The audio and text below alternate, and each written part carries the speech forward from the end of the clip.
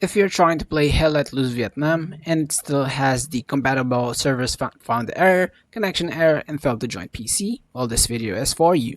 Just before we do begin with this video, don't forget to like the video, subscribe to the channel with all notifications on, and if you do have any questions during the video, don't forget to comment down in the comment section down below if you do have any questions.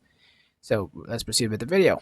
First things first, open up your Steam right over here, library, right click on your game, properties, install files, and verify integrity of game files. Basically what it's going to do, it's going to fix any corrupted files or missing files that might cause the connection error issue.